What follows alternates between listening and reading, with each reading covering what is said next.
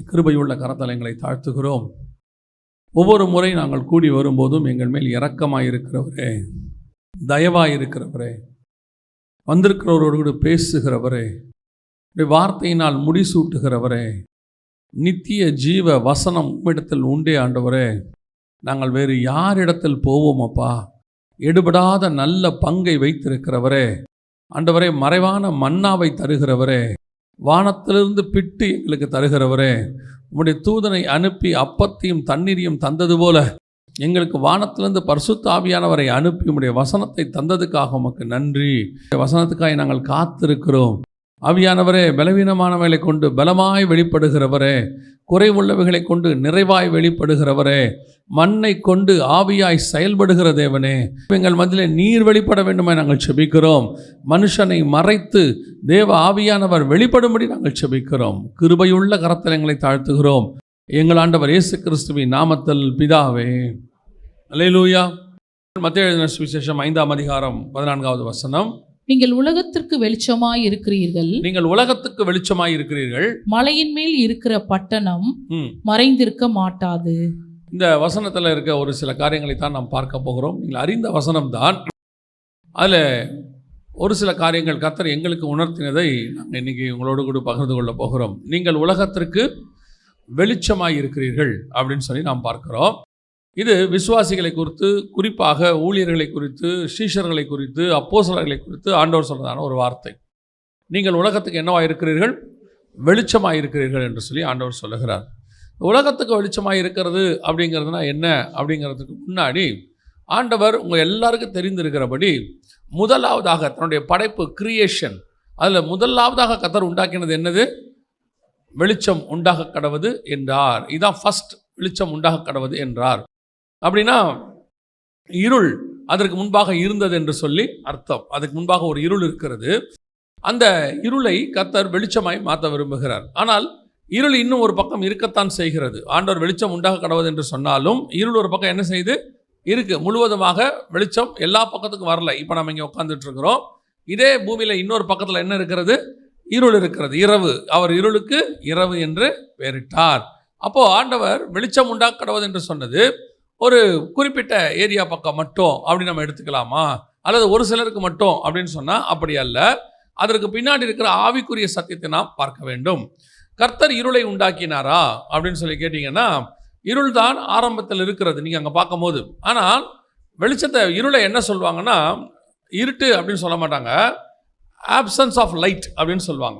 பொதுவாக சயின்டிஃபிக்கலி சொல்லும்போது என்ன சொல்லுவாங்கன்னா, வெளிச்சம் இல்லாததுக்கு பேர் தான் என்னது? இருள். இருள்னு ஒன்று கிடையாது. இருள்னு ஒன்று படைக்கப்படவே இல்லை. வெளிச்சம் இல்லாததுனாலே அங்கே இருள் இருக்கிறது. அப்படி தான் சயின்டிஃபிக்கலி சொல்லுவாங்க. அப்போது ஆண்டவர் வெளிச்சம் உண்டாக கடவுது என்றார். அதுக்கு முன்பாக ஆழத்திலே இருள் இருந்தது. அப்படின்னா என்ன அர்த்தம்? ஆண்டவர் இந்த பூமியை பார்க்கும் பொழுது ஒரு வெளிச்சம் இல்லாத தன்மை. இப்போ இயேசு கிறிஸ்து இஸ்ரவேலுக்குள்ளே வருகிறார். 30 வருஷம் அவர் இஸ்ரவேலுக்குள்ளே இருக்கிறார். பெத்லஹேமில் பிறந்து நாசரேத்தில் வளர்றார். வந்து யோர்தானில் வந்து அவர் அங்கே ஞானஸ்நானம் எடுக்கிறார். எடுத்துட்டு வசனம் சொல்லுது வனாந்தரத்திற்கு போகிறார். வனாந்தரத்திற்கு போயிட்டு ஜனங்களுக்கு பிரசங்கம் பண்ண கலிலேயாவுக்கு வருகிறார். கலிலேயாவுக்கு வரும்பொழுது வசனம் சொல்லுது, இருள் இருக்கிற ஜனங்கள் பெரிய வெளிச்சத்தை கண்டார்கள் அப்படின்னு. இருள் இருக்கிற ஜனங்கள் பெரிய வெளிச்சத்தை கண்டார்கள் அப்படின்னா என்ன அர்த்தம்? அது வரைக்கும் அந்த ஜனங்க இருட்டில் இருந்தாங்களா? ஸ்பிரிச்சுவலி இருட்டில் இருந்தாங்க. எப்படி இருந்தாங்க? ஸ்பிரிச்சுவலி. அவரோட அர்த்தம் என்னன்னா, இருள் அல்ல, ஆப்சன்ஸ் ஆஃப் லைட். இயேசு கிறிஸ்து இல்லாமல் இருந்தார்கள், தேவன் இல்லாமல் இருந்தார்கள். அதான் இங்கே முக்கியம். அவர்களுக்கு அது வரைக்கும் யோவான் ஸ்நானகன் இருக்கிறார். நல்லா கவனிங்க, யோவான் ஸ்நானகன் இருக்கிறார், வசனம் கொடுக்கப்படுகிறது, நியாயப்பிரமாணம் இருக்கு, ஆலயம் இருக்கு, எல்லாம் இருக்கு. ஆனால் இருள் இருக்கிறது. அதான் இங்கே இம்பார்ட்டன்ட். என்ன இருக்கு? இருள் இருக்கு. அதே மாதிரி தான் இன்னைக்கும் நமக்கு ஆலயம் இருக்கிறது, ஊழியர்கள் இருக்கிறார்கள், அப்புறம் உலகத்தை அசைக்கக்கூடிய ஊழியர்கள் இருக்கிறார்கள். ஆனால் வெளிச்சம் இருக்கிறதா? வெளிச்சம் அந்த இடத்துல வீசுகிறதா அப்படிங்கிறதா முக்கியம். நாம் என்ன நினச்சிக்கிட்டு இருக்கிறோம் அப்படின்னு கேட்டிங்கன்னு சொன்னால், பொதுவாகவே ஒரு ஆலயம் அல்லது நம்ம சர்ச் அப்படி வரோன்னு சொல்லும் போது, எங்கள் சர்ச்சில் செய்தி நல்லா இருக்குங்க, ஆராதனை இருக்குது, பாட்டு இருக்குது, எல்லாம் இருக்குது. என்னுடைய கேள்வி என்னென்றால், எல்லாம் இருக்குது, வெளிச்சம் இருக்கா? அந்த இடத்துல வசனம் சொல்லுது ஆலயம் இருந்தது, ஆலயத்தில் போய் இயேசுவே அங்கே நியாயப்பிரமாணத்தின்படி அங்கே அவருக்கு முறைமைகள் செய்யப்படுது. அதுக்கு பிறகு யோவான் ஸ்நானகன் வர்றாரு, வனாந்தரத்தில் சத்தம் கேட்குது, எல்லாம் நடக்குது, ஆனால் வெளிச்சம் இருக்கா? அதான் நமக்கு முக்கியம். அங்க வெளிச்சம் வர வேண்டும் என்று சொன்னால் அந்த இடத்துல இயேசு கிறிஸ்துவோ அங்க வர வேண்டி இருக்கிறது. அது வர வரைக்கும் அங்க என்ன இருக்குது? இருள் தான் காணப்படுகிறது. ஆலயம் இருந்தும் இயேசு இல்லாவிட்டால் இருள் இருக்கும். ஊழியர்கள் யோவான் ஸ்நானகன் மாதிரி பயங்கரமான ஆட்கள்ல இருந்தும் இயேசு இல்லாவிட்டால் இருள் இருக்கும். நியாயப்பிரமாண புஸ்தகம், பழைய ஏற்பாடு, தோரா எல்லாம் இருக்கு. ஆனால் அத்தனையும் இருந்து இயேசு இல்லாவிட்டால் என்ன இருக்கும்? இருள் இருக்கும். அப்போ ஆண்டவர் என்ன பண்றாரு? இந்த இருளை ஆண்டவர் போக்க விரும்புகிறார். அந்த இருளை போக்குவதற்கு இயேசு கிறிஸ்து என்கிறதான வெளிச்சத்தை தவிர வேற வழியே கிடையாது. ஆனால் இந்த உலகம் நிறைய வெளிச்சத்தை வைத்திருக்கிறது. அதான் இங்க ரொம்ப இம்பார்ட்டன்ட். இந்த உலகம் வேறு வெளிச்சத்தை வைத்திருக்கிறது. வாசிங்கள் ஆதியாகமத்தின் புஸ்தகம் 1ஆம் அதிகாரம் 14வது வசனத்தை வாசிங்க. பின்பு தேவன் பகலுக்கும் இரவுக்கும் வித்தியாசம் உண்டாகத்தக்கதாக வானம் என்கிற ஆகாய விரிவிலே சுடர்கள் உண்டாக கடவது, அவைகள் அடையாளங்களுக்காகவும் காலங்களையும் நாட்களையும் வருஷங்களையும் குறிக்கிறதற்காகவும் இருக்க கடவது என்றார். தொடர்ந்து வாசிங்க. அவைகள் பூமியின் மேல் பிரகாசிக்கும்படிக்கு வானம் என்கிற ஆகாய விரிவிலே சுடர்களாய் இருக்க கடவது என்றார். அது அப்படியே ஆயிற்று. இப்ப கர்த்தர் என்ன பண்றாரு? வானம் என்கிற ஆகாய விரிவிலே சுடர்களை உண்டாக்குகிறார் அப்படின்னு சொல்லி பார்க்கிறோம். ஏற்கனவே ஒரு வெளிச்சம் இருக்க, ஏற்கனவே என்ன இருக்கு? ஒரு வெளிச்சம் இருக்கு. இந்த வெளிச்சம் இருக்கும் போது இன்னொரு சுடர்கள் எதற்கு? ஆண்டவர் சொல்றாரு வெளிச்சம் உண்டாக்க கடவது என்றார். வெளிச்சம் உண்டாக்கப்பட்டு விட்டது, பிரகாசம் இருக்கு. ஆனால் அதே நேரத்தில் கர்த்தர் 4வது நாளிலே ஆண்டவர் என்ன பண்றாரு? வானம் என்கிற ஆகாய விரிவிலே சூரியனையும் சந்திரனையும் உண்டாக்குகிறார். அதுக்கு அடுத்த வசனம் சொல்லுது, பகலை ஆள பெரிய சுடரும் இரவை ஆள சிறிய சுடருமாகிய 2 மகத்தான சுடர்களையும் நட்சத்திரங்களையும் உண்டாக்கினார். அப்ப இந்த வெளிச்சம் எதற்காக? நல்லா கவனிச்சுக்கொள்ளுங்க. இந்த வெளிச்சம் எதற்காக? ஏற்கனவே ஒரு வெளிச்சம் இருக்குதே, இயேசு கிறிஸ்து என்கிறதான வெளிச்சம் இருக்கிறதே. இயேசு கிறிஸ்து என்கிற வெளிச்சம் எப்படிங்கிற பின்னாடி சொல்றேன். ஏன்னா நம்ம மத்தேயுல வாசிச்சோம், இயேசு வந்து பிரசங்கம் பண்ணோன்னே இருள் இருக்கிற ஜனங்கள் பெரிய வெளிச்சத்தை கண்டார்கள் அப்படின்னு சொல்லும் போது இந்த வெளிச்சம் உண்டாக கடவுதுன்னு சொல்லிட்டாரு. அப்படி இருக்கும்போது இந்த சூரியன் சந்திரன் நட்சத்திரங்கள் இதெல்லாம் எதற்கு? அதுவும் 4வது நாளில் படைக்க வேண்டி இருக்கிறது. முதல் 100 இதுக்கு முன் ஒவ்வொன்றுத்துக்கு பின்னாடியும் ஒரு ஆவிக்குரிய சத்தியம் இருக்கு. பேதுருவின் புஸ்தகத்தின்படி ஒரு நாள் என்பது எதற்கு அடையாளமாக இருக்கிறது? 1000 வருஷத்துக்கு அடையாளமாக இருக்கிறது. அப்ப 4வது நாள் என்பது 4000வது வருஷத்துல. கரெக்டா நீங்க நல்லா கவனிச்சு பார்த்தீங்கன்னா ஆண்டவர் ஆதியில் இருக்கிறார், அனாதி தேவன். இந்த உலகம் உண்டானதுல இருந்து அவர் இருக்கிறார். அதுல எந்த மாற்று கருத்துமே இல்லை. 4000 வருஷமா ஆண்டவர் நடத்திட்டே இருந்தார். ஆனால் 4000வது வருஷத்துல தான், சரியாக 4000வது வருஷத்துல தான் இயேசு கிறிஸ்து பூமியிலே நீதியின் சூரியன் உதிக்கிறது. கரெக்டா 4000வது வருஷம் தான் இயேசு. மல்கியாவின் புஸ்தகத்தில் வாசிக்கிறோம் இல்லையா? மல்கியாவின் புஸ்தகம் 4ஆம் அதிகாரம் 2ஆம் வசனம் வாசிங்க பார்ப்போம். ஆனாலும் என் நாமத்துக்கு பயந்திருக்கிற உங்கள் மேல், என் நாமத்துக்கு பயந்திருக்கிற உங்கள் மேல் நீதியின் சூரியன் உதிக்கும். அப்ப இந்த சூரியன் என்பது எதற்காக? நல்லா கவனிச்சுக்கொள்ளுங்க. வெளிச்சம் இருக்கு, ஆனால் சூரியன் என்பது எதற்காக? பூமியின் மேல் பிரகாசிக்க கடவது. அப்ப இந்த நீதியின் சூரியன் என்பது எதற்காக? என் நாமத்துக்கு பயந்திருக்கிற உங்கள் மேலே, உங்களுக்கென்று, பூமிக்கென்று. இயேசு இப்படி இன்னும் கொஞ்சம் தெளிவா உங்களுக்கு சொன்னா புரிய நினைக்கிறேன். ஆண்டவர் பரலோகத்தில் இருக்கிறார். பரலோகம் சர்வலோகம். இன்னைக்கு இருக்கக்கூடியதான கேலக்சி 200 கேலக்சி இருக்குன்னு சொல்றாங்க. இப்ப நம்ம இருக்கிறது ஒரு கேலக்சி, அதாவது ஒரு சூரியன் சந்திரன் நட்சத்திரங்கள் ஏதோ 200 கோடி என்னமோ சொல்றாங்க. இவ்வளவு இருக்கிறதுக்கு வேற ஒரு கேலக்சியா. இந்த மாதிரி 200 கேலக்சி கண்டுபிடிச்சிருக்காங்களா? இன்னும் கண்டுபிடிக்காத நிறைய இருக்குதான். இத்தனைக்கும் வெளிச்சம் ஆண்டவர் ஒருத்தர் தாங்க மேல உட்கார்ந்து இருக்கிறார். இத்தனைக்கும் வெளிச்சம் ஆண்டவர் தான். ஆனால் பூமிக்கு பிரகாசிப்பதற்கு சூரியன் தேவைப்படுகிறது. ஆண்டவர் சூரியனை உண்டாக்கினார், சந்திரனை உண்டாக்குகிறார். அதே மாதிரிதான் பரலோகத்தின் தேவன் சர்வ வல்லமை உள்ள ஆண்டவராக இருக்கிறார். அதுல மாற்று கருத்து இல்லை. ஆனால் இந்த பூமிக்கு வெளிச்சம் கொடுப்பதற்கு ஆண்டவராக இயேசு கிறிஸ்து என்று ஒருவர் வர வேண்டி இருக்கிறார். அவர் வந்தால்தான் இங்க வெளிச்சம். இயேசு இல்லாமல் வெளிச்சமே கிடையாது. அதுக்கு வரைக்கும் இவங்க வச்சிருக்கிற வெளிச்சம் எதுவும் வெளிச்சம் அல்ல. இப்ப நீங்க வச்சிருப்பீங்க வீட்டில் நைட்டில். இப்போ இருக்க சூழ்நிலை வந்து ரொம்ப வித்தியாசமாயிருச்சு. நம்ம பகல்லையே வெளிச்சத்தில் லைட் போடுறோம் பார்த்தீங்களா? அப்படிதானே இருக்கு. பகல்லையே லைட் போடுறோம். இது கூட ஆக்சுவலாக என்னன்னு கேட்டிங்கன்னா, நம்ம ஆண்டவர் சொன்னபடி மனுஷன் செய்யாததுனால வந்த விளைவு. நம்ம ஆண்டவர் என்ன சொன்னார்? பழைய ஏற்பாட்டில் இருக்கோம், வீடு கட்டும் போது நெருக்கமாக என்ன செய்யாத, வீடு கட்டாத, நல்ல இடம் விட்டு கட்டும்பார். அதுக்கு ஒரு பிரமாணம் மாதிரியே சொல்வார்.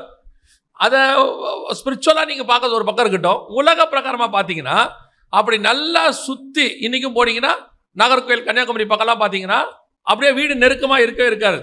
எங்கே போனீங்கனாலும் வீடு எப்படி இருக்கும்னா, ஒரு தோட்டத்துக்கு நடுவில் இருக்கும், சுற்றி தோட்டம் இருக்கும். ஒரு வீடு இன்னொரு வீடை ஒட்டி கட்டக்கூடாது பாரு ஆண்டவர். ஆனால் நல்லா கவனிச்சு பாருங்க, அப்படி இருக்கும் பொழுது அந்த வீட்டுக்குள்ள வெளிச்சமும் காத்தும் தானாய் வரும். தேவையான வெளிச்சம் தேவையான காத்து தானா வரும். அப்படி நெருக்கமாக கட்டிட்டீங்கன்னா என்ன வராதுன்னு கேட்டீங்கன்னா, வெளிச்சமும் வராது காத்தும் வராது. அப்போ வெளிச்சம் வராத வீட்டுக்கு நீங்கள் என்ன போட வேண்டி இருக்கும்? ஆட்டோமேட்டிக்காக லைட் போட வேண்டி இருக்கும். ஒருவேளை தாமஸ் ஆல்வா எடிசன் விளக்கு கண்டுபிடிக்கிறதுக்கு முன்னாடி அதே மாதிரி நெருக்கமாக கட்டி இருந்தீங்கன்னா ஆட்டோமேட்டிக்காக நீங்கள் ஒரு மண்ணெண்ணெய் விளக்கோ ஏதோ ஒரு விளக்கு வைக்க வேண்டியிருக்கும். ஸோ உண்மையான வெளிச்சம் உள்ளே வராதபடி நீங்கள் பிரமாணத்தை மீறி நெருக்கமாக கட்டிட்டீங்கன்னா நீங்கள் அதற்கு பதிலாக இன்னொரு வெளிச்சத்தை உண்டாக்க வேண்டி இருக்கும். நான் சொல்றது உங்களுக்கு புரியுதா? இன்னைக்கு நாம இன்னொரு வெளிச்சத்தை உண்டாக்கி இருக்கிறோம். இந்த வெளிச்சத்தை நம்ம பிரகாசமாக நினைக்கிறோம். இந்த வெளிச்சம் இல்லாட்டி எல்லாமே போன மாதிரி ஃபீல் பண்றோம். ஆனால் வெளியே ஒரு வெளிச்சம் இருக்கு. அந்த வெளிச்சம் இரவிலும் பகலிலும் பிரகாசிப்பதற்கு கர்த்தர் வச்சிருக்கிறார். அந்த வெளிச்சம் உங்களுக்கும் எனக்கும் பெருசாக தெரிவதில்லை. எந்த வெளிச்சம் பெருசா தெரியுது? இருளில் இருக்கிற இந்த வெளிச்சம். வீட்டுக்குள்ள நுழைஞ்ச உடனே பகல்லையே இப்பெல்லாம் வீட்டுக்குள்ள நுழைஞ்ச உடனே லைட் போட்டுருவோம், அப்படிதானே? ஒரு சிலர்லாம் இருக்காங்க, வெளிச்சம் இருந்தாலும் லைட் போட்டுருவாங்க. அவங்களுக்கு அது ஒரு பழக்கம். வீட்டுக்குள்ள நுழைஞ்ச உடனே சுவிட்சு ஆட்டோமேட்டிக்காக கை எங்கே போயிடும்? சுவிட்சுக்கு போயிடும். அப்புறம் யாராவது கேட்பாங்க, எதுங்க பகலில் லைட்டு போறீங்க? அது இருக்கட்டுங்க, அப்படியே வெளிச்சத்தில் கிச்சனில் லைட் இருக்கிறோம். இப்போல்லாம் கண்டிப்பாக சமைக்கிறதுனா என்ன இருக்குது? கிராமத்தில் இன்னும் போனீங்கன்னா லைட் இருக்காது. லைட் இருக்காதுன்னா அவங்க போட மாட்டாங்க பகலில். அப்படியே இருட்டில் தான் அந்த அவங்களுக்கு ஒரு வெளிச்சம் இருக்கும், அந்த வெளிச்சத்திலே இருப்பாங்க. ஆனால் இப்போ நாம் ஒரு ஆர்டிஃபிஷியல் வெளிச்சத்துக்கு வந்துட்டோம். ஒரு செயற்கை வெளிச்சம் தேவைப்படுகிறது. ஆனால் ஆண்டவர் இந்த சர்வ பூமிக்கும் ஒரு வெளிச்சத்தை வைத்திருந்தார், பகலில் பிரகாசிப்பதற்கு. அதுதான் நீதியின் சூரியனாக இயேசு கிறிஸ்து. நான் சொல்லுவேன், இயேசு கிறிஸ்து என்கிறவர் கிறிஸ்தவர்களின் தேவன் கிடையாது. இயேசு கிறிஸ்து என்கிறவர் சகல ஜனங்களுடைய பாவங்களை மன்னிக்க வந்ததான தேவன். அத்தனை பேருக்காகவும் ரத்தம் சிந்தின தேவன். பூமி முழுக்க வெளிச்சம் கொடுக்க அவர் வந்தார். அத்தனை பேருக்கும் தான் அது உண்டாக்கப்பட்டது. ஆனால் என்ன நடக்குது? இந்த உலகம் அந்த வெளிச்சத்தை தெரிந்து கொள்ளவில்லை. இந்த உலகம் ஒரு இருளுக்குள்ளே போய்விட்டது. ஆனபடியினாலே 4000வது வருஷத்துல இயேசு என்கிற நாமத்தை அனுப்பி இப்போ 2000 வருஷமா இந்த இயேசுவின் நாமமானது வெளிச்சமானது பூமி முழுக்க வீசுது. இயேசு தேவன்னு தெரியாதவங்க இருக்கவே முடியாது. நிறைய பேர் சொல்லுவாங்க, இன்னும் இயேசுவை அறியாத கிராமங்கள் நிறைய இருக்குது அப்படின்னு சொல்றாங்க. அது மிஷினரிகளுக்கு அந்த கணக்கெல்லாம் வச்சிருப்பாங்க, அது உண்மை இருக்கலாம். ஆனால் பெரும்பாலும் இயேசு தேவன் என்பது ஒரு 80% 90% எல்லாருக்கும் தெரியும். இயேசுதான் தேவன் என்பது தெரியும். அவர் ரட்சகராக ஏற்றுக்கொள்றாங்களோ ஏற்றுக்கொள்ளவில்லையோ அது வேற விஷயம். ஆனால் இயேசுதான் தேவன் என்பது எல்லாருக்கும் என்ன செய்யும்? நன்றாய் தெரியும். இயேசு கிறிஸ்து ஒரு கடவுள் இப்படி சொல்றவங்க இருக்காங்க, இயேசுவும் கடவுள் இப்படி சொல்றவங்க இருக்காங்க. அவங்களுக்கு நம்மளுக்கு என்ன வித்தியாசம்? இயேசு மட்டும்தான் கடவுள். இதுதான் நீங்கள் நானும் சொல்லுகிறோம். அல்லேலூயா. அப்ப அந்த இயேசு கிறிஸ்துவை தேவன் என்கிறதான வெளிச்சம் அவர்களுக்கு இருக்கு. ஆனாலும் அவர்களுக்குள் என்ன இருக்கிறது? இருள் இருக்கிறது. வெளிச்சம் உண்டாயிருச்சு, ஆனா என்ன இருக்கு? இருள் இருக்கு. அந்த நீதியின் சூரியன் அவர்களுக்குள் வெளிச்சம் வீசவில்லை. அவர்களுக்கு அந்த வெளிச்சம் வரல. அவங்க என்ன பண்றாங்க? தங்களுக்கு தெரிஞ்ச ஒரு விளக்கை ஏற்றி வச்சுக்கிறாங்க. அந்த இருள்ல இருந்து விடுபடுறதுக்கு தங்களுக்குன்னு என்ன பண்றாங்க? ஒரு வெளிச்சத்தை ஏத்திக்கிறாங்க. அந்த வெளிச்சத்துல வாழ்ந்தாலே போதுங்கிற முடிவுக்கு வந்துட்டாங்க. அதுலயே அவங்க திருப்தி ஆகுறாங்க. நான் சொல்லுவேன், இயேசு கிறிஸ்துவை நீங்கள் தேடும் போது ஒரு சந்தோஷம் சமாதானம் உண்டு. அது உலகம் கொடுக்கக்கூடாததும் எடுக்கக்கூடாதுமா இருக்கிறது. இயேசுதான் சந்தோஷத்தினுடைய ஆரம்பம். கரெக்ட். நீங்க என்னதான் லைட் போட்டாலும், டியூப் லைட் போட்டாலும், எல்இடி போட்டாலும், அல்லது நீங்க எப்படி ஒரு லைட் போட்டாலும் அந்த லைட்டு சூரிய வெளிச்சத்துக்கு ஈக்குவலாய் மாறவே மாறாது. அந்த வெளிச்சம் தான். ஆனா இந்த வெளிச்சத்துல நாம சந்தோஷப்பட விரும்புகிறோம். டெம்பரவரியாக அந்த இருளை போக்கினா போதும். நம்ம என்ன செய்யறோம்? ஆண்டவர் என்ன பார்க்கிறாரு? சரி, இந்த வெளிச்சம் தான் உங்களுக்கு எனக்கு தெரியல. இப்போ ஆண்டவர் இன்னொரு காரியத்தை செய்யறார். வாசிங்க. அதே ஆதியாகமத்தின் புத்தகம் 1ஆம் அதிகாரம் 16வது வசனத்தை வாசி. 1:16. தேவன் பகலை ஆள பெரிய சுடரும் இரவை ஆள சிறிய சுடரும் ஆகிய 2 மகத்தான சுடர்களையும் நட்சத்திரங்களையும் உண்டாக்கினார். பகலை ஆளுவதற்கு ஒரு பெரிய சுடர் இருக்கு. நமக்கு தெரியும், சூரியன், நீதியின் சூரியனாகிய இயேசு கிறிஸ்து இருக்கிறார். பகலை ஆள பெரிய சுடர். இப்போ 2வது ஒரு சுடர் இருக்கு, இரவை ஆள சிறிய சுடர். இந்த நைட்ல இருக்கிற சுடர் எது? பைபிள் சொல்றது நிலவை குறிக்கிறது. நைட்ல ஆண்டவர் சந்திரனை வச்சிருக்கிறார்னு வாசிங்க. உன்னத பாட்டின் புஸ்தகம் 6ஆம் அதிகாரம் 10வது வசனத்தை வாசி.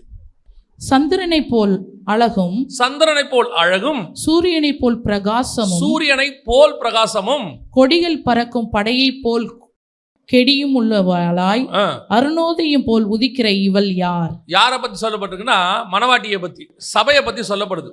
சபையை பத்தி சொல்லும் போது சொல்லப்படுகிற ஒரு வார்த்தை என்ன? சந்திரனை போல அழகும் அப்படின்னு இருக்கு. உங்க எல்லாருக்கும் தெரிஞ்சிருக்கும் நான் நினைக்கிறேன். சந்திரனுக்கு, அதாவது நிலாவுக்கு வெளிச்சம் கொடுக்கிற தன்மை கிடையாது. நைட்டில் நிலா பார்க்குறீங்கள, அதுக்கு என்ன கிடையாது? வெளிச்சம் கொடுக்கிற தன்மை கிடையாது.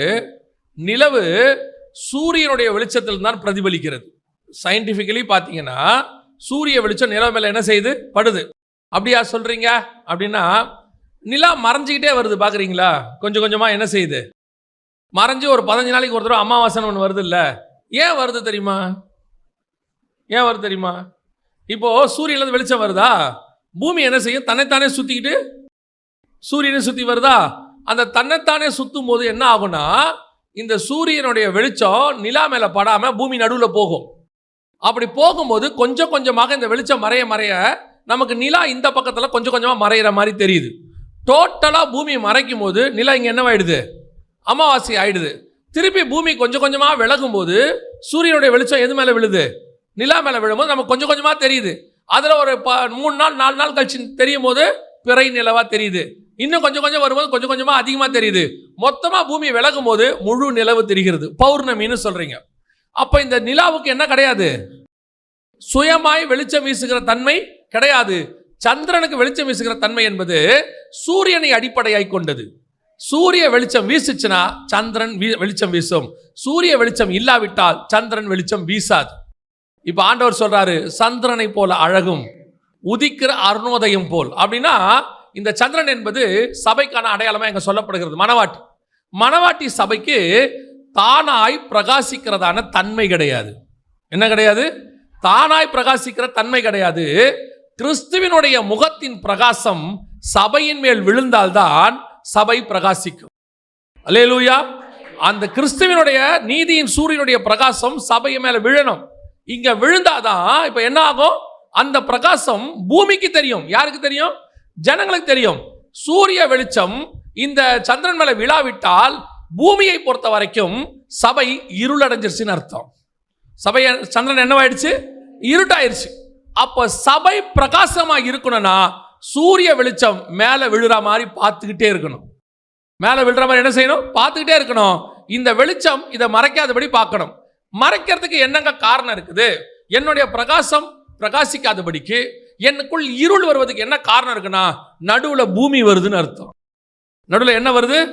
பூமினா என்ன? மண்ணு. மண்ணுனா என்ன? மாம்சம். நடுவுல என்ன வருது? தேவனுக்கும் நீதியின் சூரியனுக்கும் சபைக்கும் நடுவுல எப்போ மாம்சம் வருதோ, மண்ணு வருதோ, பூமிக்குரியது வருதோ, அழிவு வருதோ, டெம்பரவரி. ஏன்னா இந்த பழைய வானமும் பழைய பூமியும் ஒளிந்து போகும். இந்த டெம்பரவரி மாம்சம் உள்ளே வரும். எப்போ உங்களுக்குள்ளே தானே அந்த மண்ணு உள்ளே வருதோ, ஆட்டோமேட்டிக்கா உங்கள் பிரகாசம் என்னவாகுது? குறைஞ்சிக்கிட்டே போகுது. கொஞ்சம் கொஞ்சமா குறையும், ஒரே நாள்ல குறையாது. அதனாலதான் என்ன செய்யணும்? அவருக்கும் நமக்கும் நடுவுல எதாவும் வராதபடி பாதுகாத்துக் கொள்ளணும். ஏசாயா சொல்லும்போது சொல்றாரு, உங்களுக்கும் அவருக்கும் நடுவில் உங்கள் பாவங்களே சுவரை போல இருக்கிறது. அந்த பிரகாசம் என் மேல வீசாம எது தடுக்குது? நடுவுல பாவம். பூமி வர வர வர அந்த சூரியனுடைய பிரகாசம் என் மேல் வீச மாட்டேங்குது. ஆனா சந்திரன் இருக்கு. சந்திரன் ஒண்ணு என்ன இருக்கு? இருக்கு. ஆனா சந்திரன் ஒளி வீசணும்னா சூரிய ஒளி என் மேல் படணும். நான் அதை மறையாம பார்த்துக்கணும். இன்னைக்கு சபை இருக்கு, சபை இருக்கு. ஆனால் சபை இரவை ஆளுகிறதா? இரவிலே பிரகாசிக்கிறதா? சபையினுடைய நோக்கம் என்ன? இரவை ஆள சந்திரனை கர்த்தர் உண்டாக்கினார். ஆண்டவர் ஒரு நாள் பூமியிலே பிரகாசிப்பார், அவர் எடுத்துக்கொள்ளப்படுவார். சூரியன் ஒரு நாள் மறைக்கப்படும் பொழுது இந்த பூமிக்கு வெளிச்சம் வீச வேண்டியது. பகலெல்லாம் சூரிய வெளிச்சம் இருக்கு, அப்படியே கொஞ்சம் கொஞ்சமா சூரியன் மறைஞ்சிருச்சு. இரவில் உங்களுக்கு வெளிச்சம் வீச வேண்டியது யாரு? சந்திரன் வெளிச்சம் வீசணும். இயேசு வந்தார், பூமியிலே பிரகாசித்தார், நீதியின் சூரியன் உதித்தது, ஜனங்கள் பெரிய வெளிச்சத்தை கண்டார்கள். ஒரு நாள் எடுத்துக்கொள்ளப்பட்டு அவர் மேலே போய்விட்டார். இப்போ கர்த்தர் சந்திரனை போல அழகும் உங்களையும் என்னையும் பூமியிலே பிரகாசிக்கும்படி கர்த்தர் வைத்து விட்டு போயிருக்கிறார். அல்லேலூயா. அப்போ உங்க பிரகாசமும் என் பிரகாசமும் பூமியின் மேல என்ன செய்யணும்? பிரகாசிச்சுக்கிட்டே இருக்கணும்.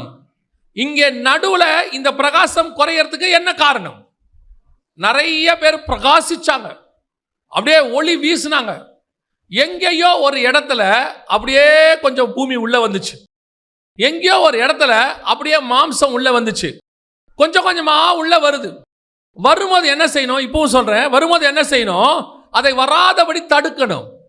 அதை வராதபடி என்ன செய்யணும்? தடுக்கணும். வரும், அதான் இங்க இம்பார்ட்டன்ட். உங்களை சோதிக்கும்படி அந்த மாம்சம் வரும். எப்படின்னு கேட்டீங்கன்னா, ரோமர்ல எழுதும் போது பவுல் ஒரு வார்த்தை சொல்றாரு. ரோமருக்கு எழுதின நிருபத்துல 8ஆம் அதிகாரத்தை நீங்கள் வாசிக்கும் போது அவர் ஒரு காரியத்தை சொல்றாரு. இங்க பாருங்க, 8ஆம் அதிகாரத்துல 19ல இருந்தே வாசிங்களேன், உங்களுக்கு தெளிவா தெரியும். மேலும் தேவனுடைய புத்திரர் வெளிப்படுவதற்கு சிருஷ்டியானது மிகுந்த ஆவலோடு காத்து கொண்டிருக்கிறது. ஒரு நிமிஷம், இந்த அர்த்தம் புரியுதா? என்னன்னு தேவனுடைய புத்திரர்னா என்ன தெரியுமா? நல்லா கவனிங்க. இப்ப நீங்களும் நானும் மாம்சத்தில் இருக்கிறோம். நம்ம ஆத்மா இந்த மாம்சத்துக்குள்ள என்ன செய்யுது? வாழ்ந்துகிட்டு இருக்குது. இந்த ஆத்மா ஜீவாத்மான்னு ஒன்று இருக்கு, அதுக்கு தான் மரியாதை. அந்த ஜீவ ஆத்மா இந்த மாம்சத்தை விட்டு போயிருச்சுன்னா இந்த மாம்சத்துக்கு பேர் என்னது? உங்களுக்குள்ள இருக்கிற உயிர் போயிருச்சுன்னா இதுக்கு பேர் என்னது? பாடி. இதுக்கு எந்த மரியாதையும் கிடையாது. இது எத்தனை கிலோ, எத்தனை வயசு, என்ன கலரு, என்ன படிச்சிருக்கு, எதுக்கும் இதுக்கு மரியாதை கிடையாது. இது உள்ள ஒன்று இருக்கு. கர்த்தர் ஜீவ சுவாசத்தை ஊதினார், அவன் ஜீவ ஆத்மாவானான். அந்த ஜீவ ஆத்மா வாழ்றதுக்கு தான் இந்த பாடியை வச்சிருக்கிறார் ஆண்டவர். ரிவர்ஸ்ல படைச்சார். ஆத்மாவை கொண்டு வந்து வைக்கிறதுக்கு முதல்ல நீங்க செய்வீங்கல்ல, உங்க ஒரு இடத்துக்கு நீங்க போறீங்க, ஊருக்கு போறீங்கன்னா முதல்ல போய் ஒரு வீடு பார்ப்பீங்க.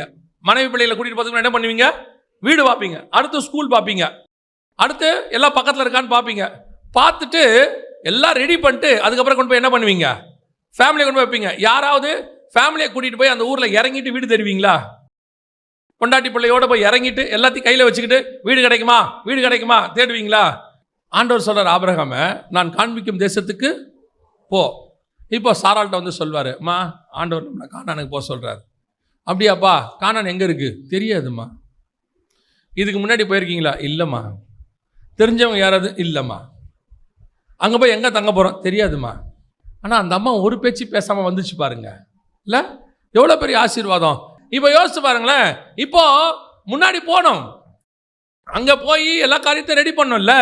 ஆனால் இப்பொழுது நாம் தேவனுடைய புத்திரராக வெளிப்படும்படிக்கு இந்த ஆத்மா இருக்குதுல்ல, இந்த ஆத்மா கர்த்தர் மண்ணுக்குள்ள வச்சிருக்கிறார்.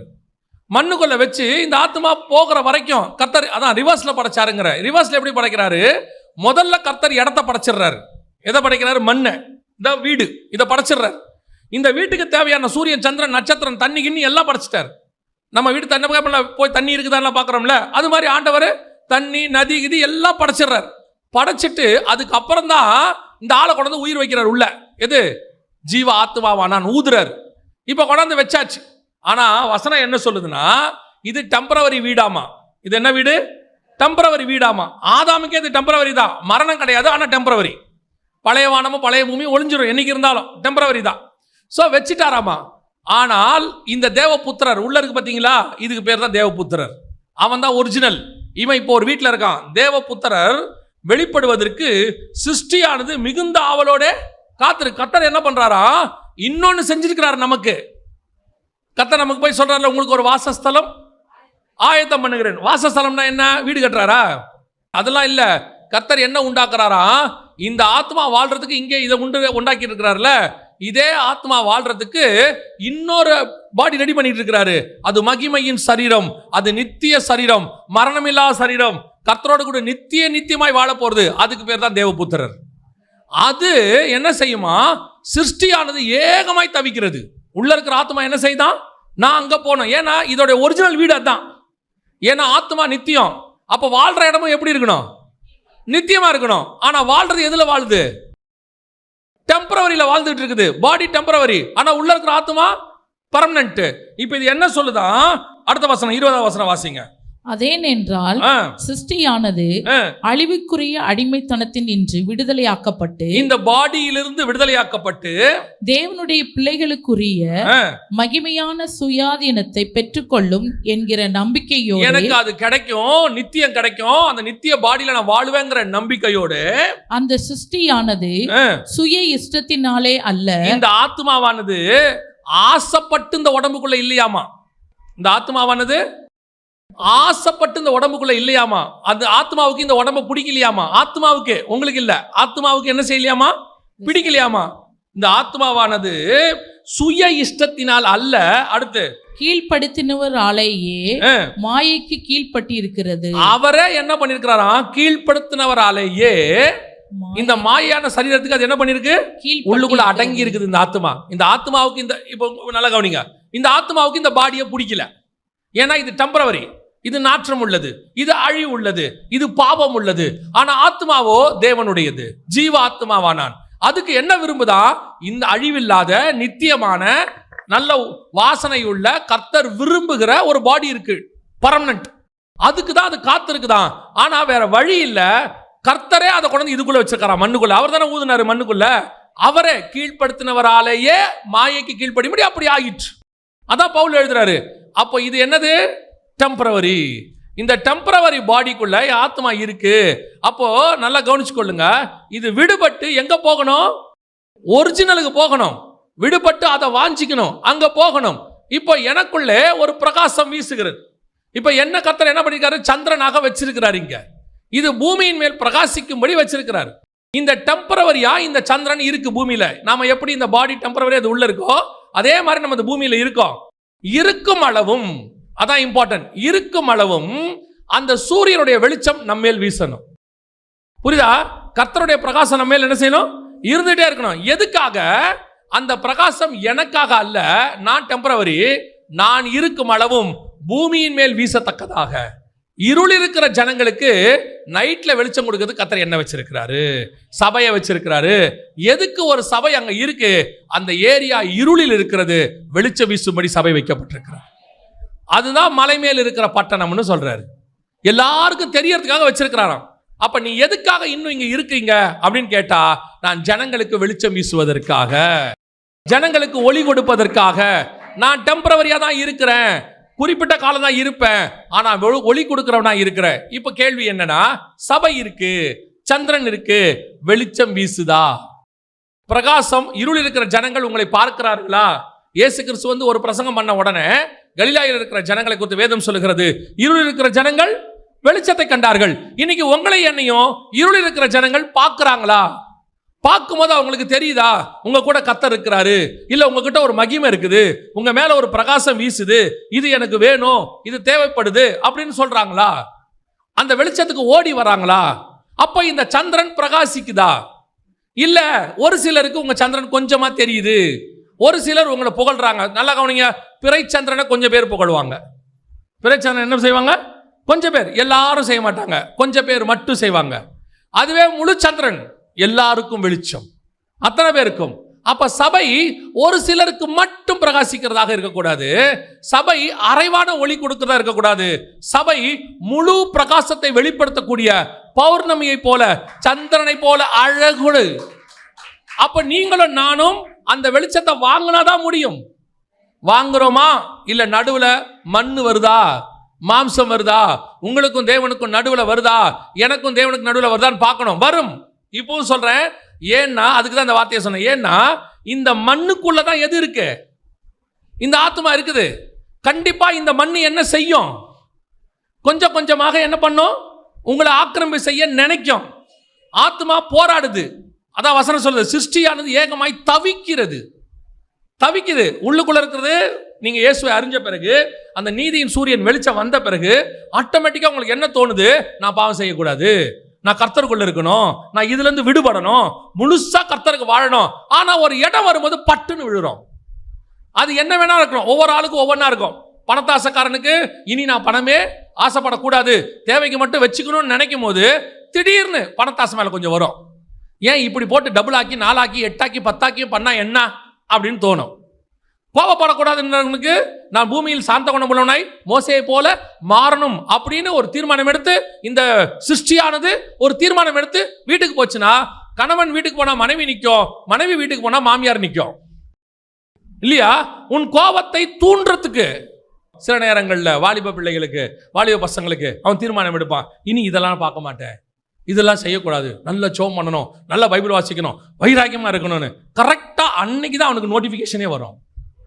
ஒரு படத்தையோ ஒரு பாட்டையோ ஏதோ ஒன்று நோட்டிஃபிகேஷன் வரும், அவன் அப்படியே பார்ப்பான். அவனும் தீர்மானம் எடுப்பான், சோத்திரம் சோத்திரம் சோத்திரம் சோத்திரம், பார்க்கக்கூடாது அப்படின்ட்டு. இவனை பார்க்க வைக்கிற வரைக்கும் அது என்ன பண்ணும்? போராடிட்டே இருக்கும். ஒரு காலத்தில் முழுவதுமாக இது உங்களை மறைக்க தொடங்கும். நீங்கள் மறைக்க ஆரம்பிக்கும் போது என்ன பண்ணணும் தெரியுமா? நான் இரவை ஆளுவதற்காக படைக்கப்பட்டவன், எனக்குள் வரக்கூடிய மாம்சத்தை மண்ணு அப்பயே தட்டணும், தட்டிக்கிட்டே இருக்கணும். தட்ட தட்ட தட்ட தட்ட ஒரு நாள் பிசாசு முடிவெடுப்பான், இவனை ஒன்றுமே பண்ண முடியாது, என்னதான் பண்ணாலும் இவன் தப்பிச்சு ஓடிக்கிட்டே இருப்பான் அப்படிங்கிற முடிவு. ஆண்டவர் சொல்றாரு, உலகத்தின் அதிபதியானவன் என்னிடத்தில் வருகிறான், அவனுக்கு என்னிடத்தில் ஒன்றும் இல்லை. நான் சொல்கிறேன், நான் ஏன் அனுபவத்தில் சொல்கிறேன், நீங்கள் ஒரு நல்ல ஜெபம் பண்ணி கோவப்படக்கூடாதுன்னு சொல்லி 1 மாதம் கோவப்படாமல் இருப்பீங்க, அப்புறம் கோவப்பட்டுருவீங்க, திருப்பி ஒரு தீர்மானம் எடுப்பீங்க, அப்புறம் ஒரு 3 மாதம் கோவப்படாமல் இருப்பீங்க, அப்புறம் கோவப்படுவீங்க, அப்புறம் தீர்மானம் எடுத்து இன்னும் வைராக்கியமாகி 6 மாதம் கோவப்படாமல் இருப்பீங்க.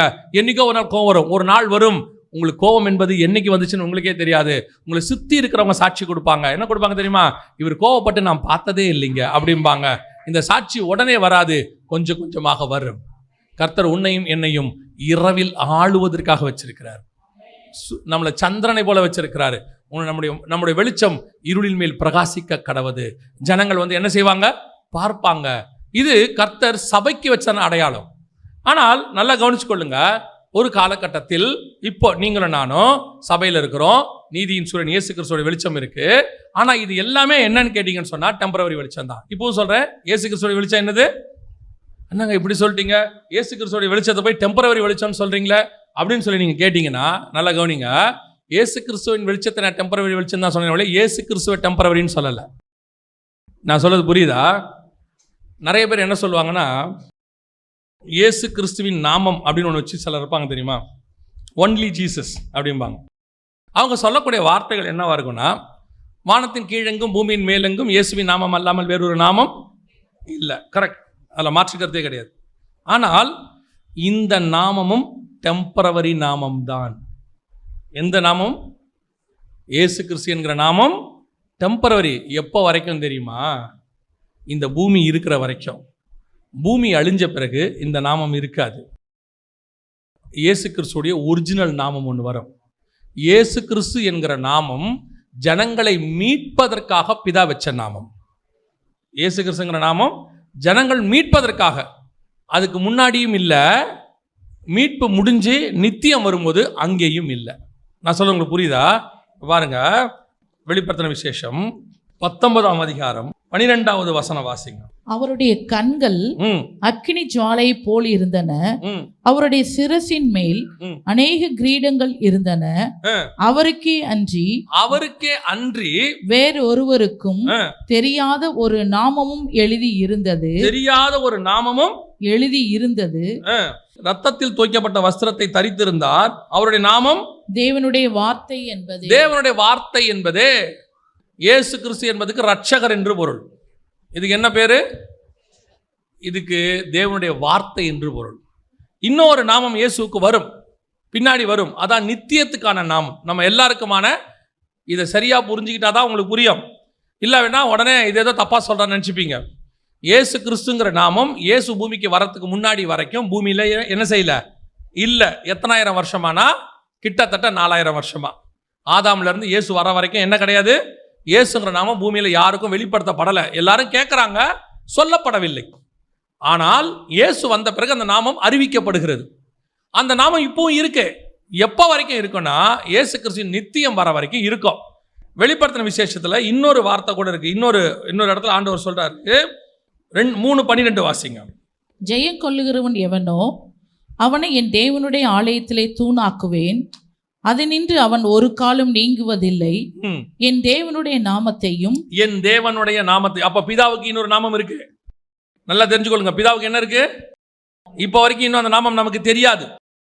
இப்ப நிறைய பேர் என்ன சொல்றாங்கன்னா, பிதாவுக்கும் இயேசுக்கும் எல்லாருக்கும் ஒரே நாமம் தான் அப்படின்றாங்க. கர்த்தர் ஒருத்தர் தான். ஆனால் அந்த நாமம் இப்ப டெம்பரவரியா 2000 வருஷமா பூமியில என்ன நாமம்? அதுக்கு பேரு இயேசு கிறிஸ்து என்கிறதான நாமம். அந்த நாமம் மீட்பு முடிஞ்ச உடனே நாமத்துக்கு வேலையும் முடிஞ்சு. ஏன்னா இது மீட்பதற்கான நாமம், பாவத்தில் விழுந்தவங்களை தூக்குவதற்கான நாமம். இயேசு கிறிஸ்துவின் நாமம் தான் ரட்சிப்பு.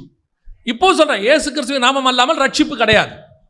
ஆனா அந்த ரட்சிப்புன்ற வேலை முடிஞ்ச பிறகு, நித்தியம் வந்த பிறகு, ரட்சிப்புக்கு வேலை இல்லைன்னா இந்த நாமத்துக்கு என்ன இல்லை? வேலை இல்லை. அடுத்து, என் பிதாவின் நாமத்தையும் என் தேவனால் பரலோகத்தில் இருந்து இறங்கி வருகிற புதிய எருசலேம் ஆகிய என் தேவனுடைய நகரத்தின் நாமத்தையும் என் புதிய நாமத்தையும் அப்ப இயேசு கிறிஸ்துக்கு என்ன இருக்கு? புதிய நாமம் ஒண்ணு இருக்கு. வெளிப்படுத்தல் 19லயும் இருக்கு. ஒரு இடத்துக்கு 2 தடவை சொல்றாரு என் புதிய நாமம். அதை தான் சொல்றேன். சூரியனுடைய பிரகாசம் இருக்குல்ல, 4வது நாள் படைக்கப்பட்ட சூரியன் டெம்பரவரி, பூமி இருக்கிற வரைக்கும் இருக்கும். அதுக்கப்புறம் சூரியன் இல்லாமல் போகும். எப்படி சொல்றீங்க? வெளிப்படுத்தின விசேஷம் 21ஆம் அதிகாரம் 23வது வசனம். நகரத்திற்கு வெளிச்சம் கொடுக்க சூரியனும் சந்திரனும் அதற்கு வேண்டுவதில்லை. அப்ப சூரியன் சந்திரன் இருக்காது. நல்லா கவனிச்சுக்கொள்ளுங்க. பழைய வானமும் பழைய பூமியும் ஒளிந்து போகும். சூரிய சந்திரன் இருக்காது. அப்படின்னா என்ன அர்த்தம் அப்படின்னு கேட்டீங்கன்னா, 4வது நாள் படைக்கப்பட்ட சூரியன், நீதியின் சூரியன், 4000ஆவது வருஷத்துக்கு முன்பாக வெளிப்படுத்ததான இயேசு கிறிஸ்து என்கிறதான நாமம், அந்த நாமம் இருக்காது. சபை இருக்காது.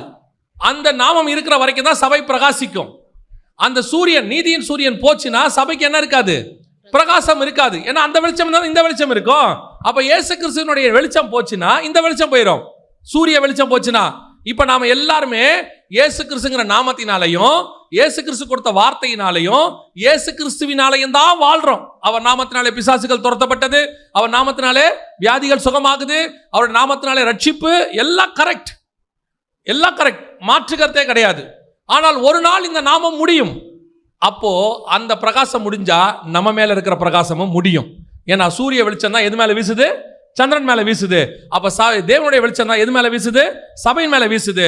அப்ப 4வது நாள் படைக்கப்பட்ட இயேசு கிறிஸ்துவினுடைய நாமத்தினுடைய வேலை முடிஞ்ச உடனே சந்திரன் ஆகிய சபையினுடைய வேலை என்னுக்கு வந்துடும்? முடிவுக்கு வந்துடும். அதுக்கப்புறம் இதுக்கு பிரகாசம் இருக்காது. ஆனால் மணவாட்டி ஆகிய புதிய எருசலேம் இருக்கும். நீங்களும் நானும் இருப்போம். அப்போ உங்களுக்கு எனக்கு என்ன வெளிச்சம்? இப்ப நான் சொல்றது உங்களுக்கு புரியுதா? சூரியனுடைய வெளிச்சம் பூமியின் மேல் வீசிற்று, சூரியனுடைய வெளிச்சம் சந்திரன் மேல் வீசுது. இயேசு கிறிஸ்துவினுடையதான வல்லமை ஜனங்கள் மேல இருக்கு, இயேசு கிறிஸ்துவின் பிரகாசம் சபை மேல இருக்கு. அந்த இயேசு கிறிஸ்துவினுடைய நாமத்துக்கான வேலை முடிஞ்சு 2000 வருஷம் கழிச்சு எல்லாம் ஃபினிஷ் ஆயிடுச்சுன்னா இந்த பூமியும் முடிஞ்சிடும், இந்த சபையினுடைய பிரகாசமும் முடிஞ்சிடும். ஆனா சந்திரன் இருக்கும், பிரகாசம் இருக்காது. ஆனா இந்த சந்திரன் மணவாட்டி சபைக்கு புதிய சந்திரன் வந்துடும். பழைய வானமும் பழைய பூமியும் ஒளிந்து போயிடுச்சு. இப்போ சூரியன் சந்திரன் இருக்காது. இப்போ இந்த மணவாட்டி யாரா இருக்கானா? சபையா இருக்குது, புதிய எருசலேம் சபை. அப்ப இதுக்கு ஆண்டவர் என்ன செய்யறாரு? சூரியன் சந்திரன் அந்த இயேசு கிறிஸ்துவின் நாமம் என்கிறதுனால வெளிச்சம் வீசல. அதுக்கப்புறம் இன்னொரு வெளிச்சம் இருக்கான். தொடர்ந்து அந்த வசனத்தை வாசிங்க. நகரத்திற்கு வெளிச்சம் கொடுக்க சூரியனும் சந்திரனும் அதற்கு வேண்டுவதில்லை, தேவனுடைய மகிமையே அதை பிரகாசித்தது. இதுதான் அந்த 1ஆம் நாள்ல இருந்து 3வது நாள் வரைக்கும் வீசின வெளிச்சம். நான் சொல்ல புரியுதா? 4வது நாள்ல வந்த சூரியன் என்பது இயேசு கிறிஸ்து அடையாளம், 4000ஆவது வருஷத்துக்கு வந்தது. ஆனா முதல் 3 நாள் என்ன வெளிச்சம்? தேவனுடைய மகிமையே அதை பிரகாசித்தது. இப்போ நீங்களும் நானும் இந்த வெளிச்சத்துல தான் ஓடிக்கிட்டு இருக்கிறோம். இப்போ பொறுத்த வரைக்கும் இந்த வெளிச்சம் நம்மை விட்டு நீங்காதபடி பாதுகாத்துக் கொள்ளணும். அந்த சூரியனுடைய வெளிச்சம் நம்ம மேல வீசுறபடி மறையாதபடி நம்ம பார்த்துக்கணும். அது வீசிக்கிட்டே இருக்கணும், அப்படியே நம்ம பிரதிபலிச்சுக்கிட்டே இருக்கணும். இரவை ஆளணும், நம்ம இருள் இருக்கிற ஜனங்களுக்கு வெளிச்சம் கொடுக்கணும், நம்ம ஊழியம் பண்ணணும். சபை எல்லோருக்கும் மலைமேல இருக்கிற பட்டணம் மாதிரி இருக்கணும். ஜனங்கள் இந்த வெளிச்சத்துக்கு ஓடி வரணும். இதெல்லாம் இப்ப நடக்கணும். ஆனா உங்களுடைய என்னுடைய எண்ணம் என்னவா இருக்கணும் தெரியுமா? இந்த பூமியில இருக்கிற வரைக்கும் தான் எனக்கு இந்த வெளிச்சம், இந்த பூமியில இருக்கிற வரைக்கும் தான் எனக்கு இந்த மாம்சம் இருப்பிடம். ஒரு நாள் வரும் இந்த சிருஷ்டியானது தேவபுத்திரர் அழிவுள்ளதான இது அழியாமையும் சாவுக்கு எதுவான இது சாவாமையும் தரித்து கொள்ளும். அப்ப எனக்கு வெளிச்சம் கொடுக்கிறதுக்கு இந்த பூமியில இருக்கக்கூடியதான சூரியன் சந்திரன் அல்ல, இயேசு கிறிஸ்துவினுடைய நாமம் என்கிற பூமிக்கான ரட்சிப்பின் நாமம் அல்ல, ஒரு புதிய நாமம் எனக்கு வருகிறது. இயேசுவின் நாமம் அங்க வேற ஒன்று வருது, அந்த நாமமே என்னை பிரகாசித்தது. புரியுதா இப்ப உங்களுக்கு? அந்த மகிமைக்கு தான் நீங்கள் நானும் காத்திருக்கணும். அதுதான் நித்திய மகிமை, அதான் நித்திய மகிமை. அதனாலதான் நல்லா கவனிச்சு பாருங்க. 19ஆம் அதிகாரத்துக்கு பிறகு ஆட்டுக்குட்டியானவர், சிங்காசனத்தில் வீற்றிருக்கிறவர், இப்படிதான் வரும். இந்த புதிய நாமத்தை பத்தி அதுக்கப்புறம் தான் எக்ஸ்பிளைன் பண்ண போறாரு. நீங்கள் நானும் அந்த மகிமைக்கு காத்திருக்கணும். இப்ப இந்த மகிமையே நமக்கு பெருசு. சூரியனே பெருசா இல்லையா? சூரியனே பெருசு தானே. சூரியனை பார்க்க முடியுமா? போய் அதில் இறங்க முடியுமா? கிட்ட நெருங்க முடியுமா? நம்ம தேவன் அப்படிதான் இருக்கிறார். சர்வ வல்லமை உள்ள ஆண்டவர் இல்லையா? இயேசு கிறிஸ்துவினுடைய வல்லமைக்கு முன்னாடி ஒண்ணுமே கிடையாது, மகத்துவம் கிடையாது. ஆனால் இந்த சூரியனுடைய மகிமையை பார்க்கலாம் இன்னொரு மகிமை இருக்கிறது. அதான் பரலோகத்தின் மகிமை. பரலோகத்தில் போய் பிதாவை பார்க்கறது இருக்குது இல்ல, ஒருவரும் சேரக்கூடாத ஒளியிலே வாசம் பண்றவரை, அவரோடு கூட வாழ்றது இருக்குல்ல, அந்த மகிமைக்காக தான் நீங்களும் நானும் காத்திருக்க வேண்டும். அல்லேலூயா. நீங்களும் நானும் இதுல இப்ப திருப்தி ஆகிறோம். இதுல என்ன ஆகிறோம்? திருப்தி ஆகிறோம். இதுல கொஞ்சம் பேரு அந்த நிலாவை கொஞ்சம் கொஞ்சமா மறைச்சு, கொஞ்சம் அரை நிலவா இருக்குது, சிலது கால் நிலவா இருக்குது, சிலது முக்கா நிலவா இருக்குது. அப்படியே மாம்சம் வந்து வந்து போய் போராட்டம் வந்து போயிட்டு இப்படி வாழ்ந்துட்டு இருக்கு. நாம இப்ப எதை ஆசைப்படுறோம்னா, இந்த நிலா முழுசா வீசினா போதும், நான் கர்த்தருக்கு பிரகாசிச்சா போதும், பாவம் இல்லாமல் இருந்தால் போதும், வைராக்கியமா கர்த்தருக்கு நின்னா போதும், அப்பப்ப விழக்கூடிய காரியங்கள் விழாம கர்த்தருக்காக இருள் இருக்கிற ஜனங்களுக்கு பிரகாசிச்சு நல்லா ஊழியம் பண்ணி ஜனங்கள் அதை கண்டு அநேகர் இயேசுவை மகிமைப்படுத்தினா போதும். இது நல்லது. ஆனா இதுல உங்களுக்கு என்ன தெரியணும்னா, இது டெம்பரவரி. இப்ப நீங்க செய்யற எல்லாமே டெம்பரவரி. என்னுடைய வெளிச்சம் வேறொன்று இருக்கிறது. அந்த வெளிச்சம் தான் நிரந்தர வெளிச்சம். அது 4வது நாள் படைக்கப்பட்ட சூரிய வெளிச்சம் அல்ல, அதையே படைச்ச சர்வ வல்லமை உள்ள வெளிச்சம். இயேசு கிறிஸ்துவின் நாமத்தை விட புதிய நாமம் ஒன்று வரப்போகிறது. அது பிதாவின் இடத்தில் இருக்கிறது. ஜெயங்கொள்ளுகிறவனுக்கு அது கொடுக்கப்படும். அந்த நாமத்தை கர்த்தர் நமக்கு கூறுவார். நான் புதிய எருசலேமிலே நித்திய நித்தியமாய் அவரோடு கூட இருப்பேன், பரலோகத்தில் அவரோடு கூட இருப்பேன், சீயோன் மலையில அவரோடு கூட இருப்பேன். இந்த வெளிச்சத்துக்கு தான் நீங்களும் நானும் வாஞ்சிக்கணும், விரும்பணும். அதைத்தான் பைபிள் சொல்லுது, கீழானவைகள் அல்ல மேலானவைகளே நாடுங்கள். நீங்க தேடக்கூடிய இந்த வெளிச்சம், மகிமை, பரிசுத்தம், வல்லமை எல்லாமே சொல்றேன், திருப்பி சொல்றேன். இயேசுவின் நாமத்துல வல்லமை இருக்கு, பெரிய வல்லமை. ஒரு பிசாசு விரட்டுற ஊழியக்காரர் இருந்தா அப்படியே உலகம் முழுக்க பயங்கர பிரஸ்திபம். ஆனால் இது அங்க இருக்கிற மகிமைக்கு நிகரானது அல்ல. நான் சொல்ல புரியுதா? இங்க ஊழியத்துல நீங்க வந்துட்டு ஹீலிங் அப்படியே பயங்கரமா சுகமாக்குற வல்லமை இருக்குது. மரித்தோரெல்லாம் உயிரோடு கூட எழுப்புறீங்க, ஆயிரக்கணக்கில் எழுப்பிட்டீங்கன்னு வச்சுக்கோங்க. ஜனங்க எல்லாம் இயேசுவினை புகழ்றாங்க, உங்களை தேவ ஊழியர் எல்லாம் சொல்றாங்க. எவ்வளவுதான் உங்களை உயர்த்தினாலும் அங்கே ஒரு மகிமை இருக்கிறது, அதற்கு இது நிகரானது அல்ல. இது ஒரு நாள் அழியும். பில்லி கிரகமாக இருந்தாலும் அது டெம்பரவரியாய் இந்த பூமியை விட்டு போயிடுவார், அவ்வளவுதான். டெம்பரவரி தான். அவரு ரெய்னார்ட் பாங்கேவாய் இருந்தாலும் டெம்பரவரி, ஒரு நாள் இந்த பூமியை விட்டு போவார். அவர் இருக்கும் போது மகிமை, புகழ்ச்சி. அவரை மாதிரி ஒரு எவாஞ்சலிஸ்ட் கிடையாது. அவர் மூலமாக கர்த்தர் மகிமைப்பட்டார், அவர் பிரகாசித்தார், நீதியின் சூரியன் அவர் மேல் பிரகாசித்தது.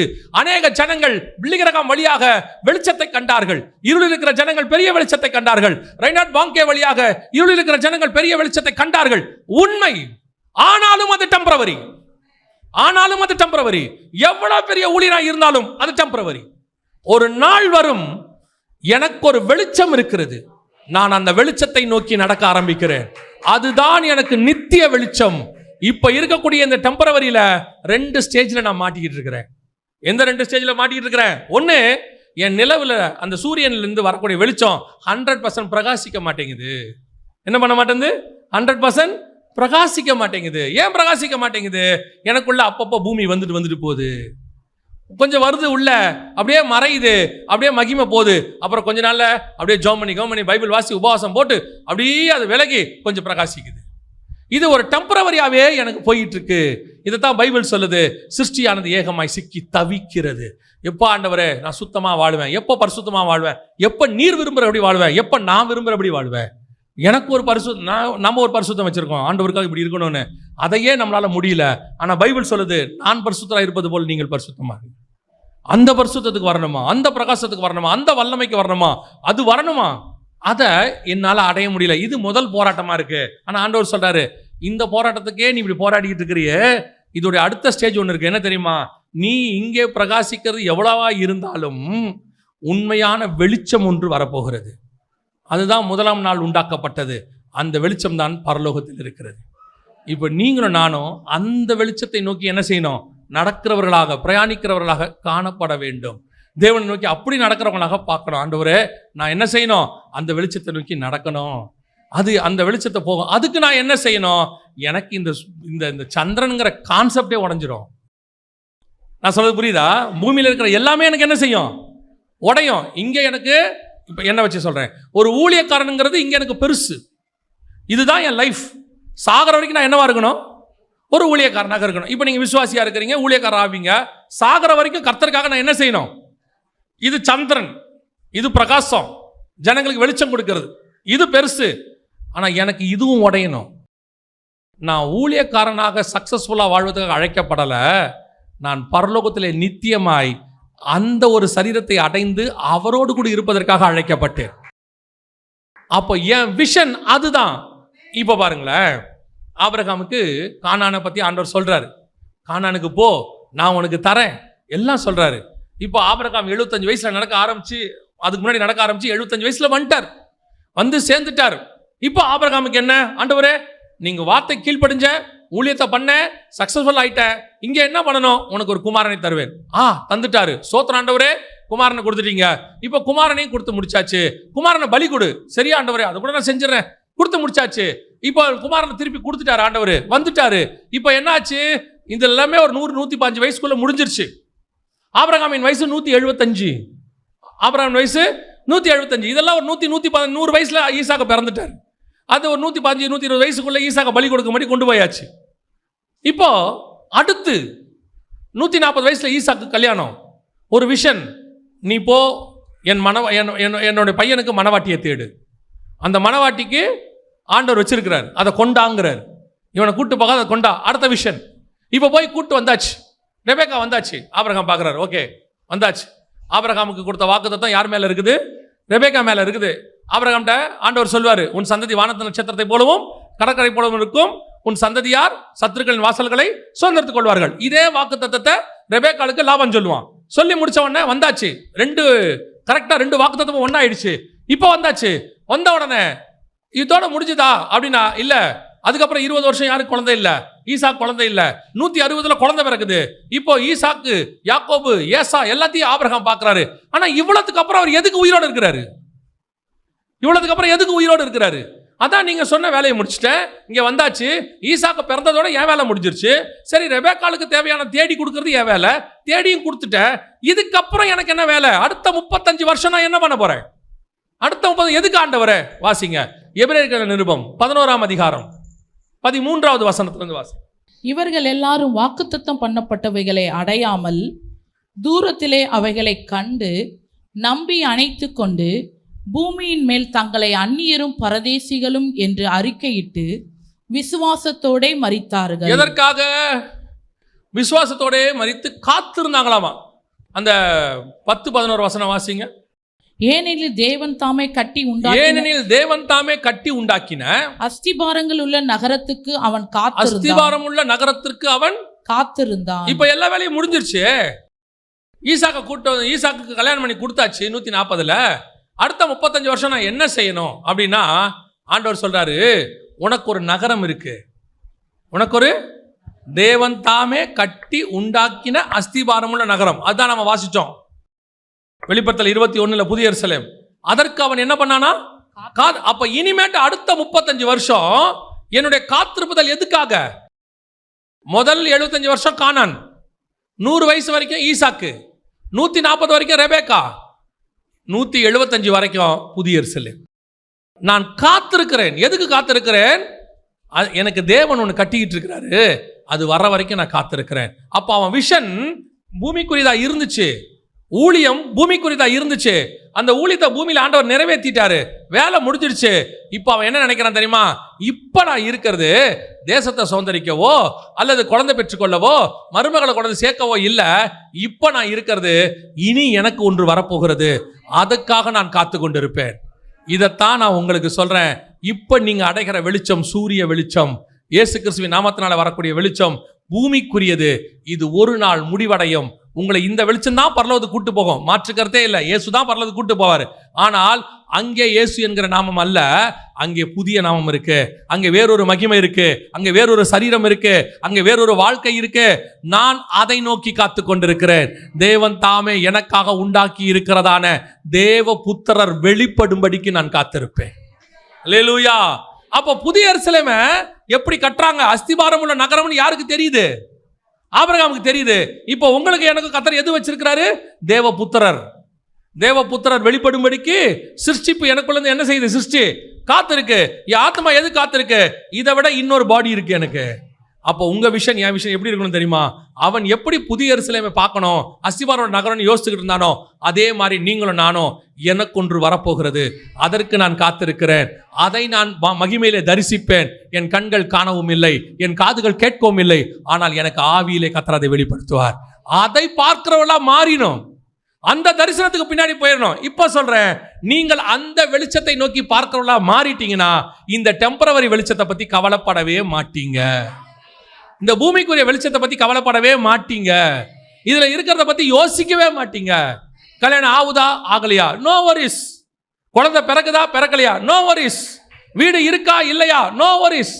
சொந்த வீடு இருக்குதா, நோ வரிஸ். ஆனா தேவையா, பரலோகம் கொடுக்கும். ஏற்ற நேரத்தில் உனக்கு கல்யாணம் பண்ணுமா, பண்ணி வைக்கும். ஏன்னா உன் வழியாக தேவ சந்ததி வரணும்னா கல்யாணம் பண்ணி வைக்கும். உனக்கு ஏற்ற நேரத்தில் பிள்ளை கொடுக்கணுமா, பரலோகம் கொடுக்கும். ஆனால் நீங்கள் கவலைப்பட மாட்டீர்கள், பரலோகம் அதை கொடுக்கும். தேவையானதை பரலோகம் கொடுக்கும். என்னுடைய தேவை என்ன தெரியுமா? அதை நோக்கி ஓடிக்கொண்டிருக்கும். பவுல் சொல்றார், எனக்கு ஒன்று நியமிக்கப்பட்டிருக்கிறது, அதை நான் வாஞ்சையாய் தொடருகிறேன். அப்போ உங்களுடைய என்னுடைய வேலை எதை நோக்கி இருக்கணும்? பூமிக்குரியதை நோக்கி, இந்த வெளிச்சத்தை நோக்கி அல்ல. இது நல்ல வெளிச்சம். திருப்பி சொல்றது என்ன வெளிச்சம்? இதில் தான் நீங்க ஊழியம் பண்ணணும், இந்த வெளிச்சத்துக்காக தான் வாழணும், இந்த வெளிச்சத்தால் தான் நம்ம வாழ்றோம், எல்லாம் உண்மைதான். இதை அல்ல. அதனாலதான் அழகா பவுல் ஒரு வார்த்தை சூப்பரா சொன்னாரு, நேரடியா. அதை சொல்லிட்டு நான் முடிக்கிறேன். பவுல் ஒரு வார்த்தை அழகா சொன்னார். என்ன சொன்னார் தெரியுமா? இனி நாங்கள் கிறிஸ்துவையே மாம்சத்தின்படி அறியோம். 2 கொரிந்தியர் 5:16 வாசிங்க. ஆகையால் இது முதற்கொண்டு நாங்கள் ஒருவனையும் மாம்சத்தின்படி அறியோம், நாங்கள் கிறிஸ்துவையும் மாம்சத்தின்படி அறிந்திருந்தாலும் இனி ஒருபோதும் அவரை மாம்சத்தின்படி அறியோம். தொடர்ந்து வாசிங்க.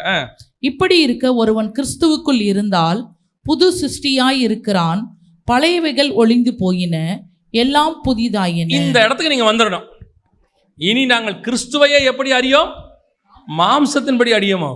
இனி நாங்கள் கிறிஸ்துவை புதிய சிருஷ்டியாய் பார்க்க போகிறோம். நாங்க அங்க உள்ள இயேசுவை பார்க்க போறோம், அங்க உள்ள வெளிப்பாடுக்குள்ள போக போறோம். இனி எங்களுடையது கீழானவைகள் அல்ல, மேலானவைகள். எங்களுடையது இருக்கிறவைகள்ல வரப்போகிறவைகள். எங்களது கூட இருக்கிறதல்ல, இனி வரப்போகிறதா இருக்கிறது. அதைத்தான் பழைய ஏற்பாட்டு பரிசுத்தவான்கள் எல்லாம் ஏங்கி தவிச்சு காத்துக்கிட்டு இருந்தாங்களாம். நீங்களும் நானும் அதை விட மேலானதுக்காக காத்திருக்கிறோம். அல்லேலூயா. அவர்களை விட விசேஷித்த நன்மையானதொன்றை தேவன் நமக்கென்று முன்பதாகவே நியமித்து வைத்திருந்தார். அல்லேலூயா. அப்ப நீங்க யோசிச்சு பாருங்க, 2 காரியத்தை நீங்கள் செய்ய வேண்டியது இருக்கிறது. சொல்லிட்டு நான் முடிக்கிறேன். முதலாவதாக, நீங்கள் இப்பொழுது நீங்கள் சந்திர வெளிச்சத்தில் இருக்கிறீர்கள். இப்போ நீங்க என்னதுல இருக்கீங்க? சந்திர வெளிச்சத்தில் இருக்கிறீர்கள். கண்டிப்பாக நீங்கள் வெளிச்சம் வீசுகிறவர்களாக இருக்கணும். அந்த சூரியனுடைய வெளிச்சம் குறையாதபடி பார்த்துக்கணும். இயேசு கிறிஸ்துக்காக நீங்க பிரகாசிக்கணும். உங்க மூலமா இருள் இருக்கிற ஜனங்கள் வெளிச்சத்தை காணணும். நீங்கள் இருளை ஆளுகை செய்யணும். அதிகாரத்தை கர்த்தர் கொடுத்திருக்காரு. அந்த காரணத்தின் மேல உங்களுக்கு என்ன கொடுத்திருக்காரு? அதிகாரம் கொடுத்திருக்காரு. எல்லாம் இங்க உண்டு. இது எல்லாத்துக்கும் காரணம் என்னன்னா உங்க வெளிச்சம். உங்க வெளிச்சம் எங்கிருந்து வருது? சூரியன்ல இருந்து வருது, இயேசு கிறிஸ்துவிட்ட இருந்து வருது. இது ஃபர்ஸ்ட் பாயிண்ட் நீங்கள் செய்ய வேண்டியது. இதை நம்ம செஞ்சுக்கிட்டே இருக்கணும். நடுவுல இந்த டெம்பரவரியா பூமி வந்துட்டு போகும். இதை முழுவதுமா ஜெயிக்க பார்க்கணும். ஜெயிச்சு முழு பிரகாசம் நம்ம என்ன செய்யணும்? வீசணும். இது முதல் பாயிண்ட். 2வது நீங்கள் செய்ய வேண்டியது, இதிலேயே நான் திருப்தி அடைகிறதில்லை, சாட்டிஸ்ஃபேக்ஷன் இதோடு கூட இதுக்கு தான் அழைக்கப்பட்டோம், இல்லை எனக்கு இன்னும் ஒரு வேலை இருக்கு. அந்த வேலை என்ன தெரியுமா? எனக்கு ஒன்று நியமிக்கப்பட்டிருக்கிறது. ஆண்டவர் வேறொரு வெளிச்சத்தை வச்சிருக்கிறாரு. அந்த வெளிச்சத்தை கொக்கி நான் போக போகிறேன். அதுதான் 1ஆம் நாள் வீசின வெளிச்சம் உண்டாக கடவுது. அதுதான் புதிய எருசலேமை பார்த்து சொல்றாரு, மணவாட்டி சபையை பார்த்து சொல்றாரு, இனி உனக்கு வெளிச்சம் கொடுக்க சூரியனும் சந்திரனும் வேண்டுவதில்லை, ஆட்டுக்குட்டியானவரே உனக்கு விளக்கு, அவரே அவருடைய மகிமையை உன்னை பிரகாசிக்கும். அல்லேலூயா.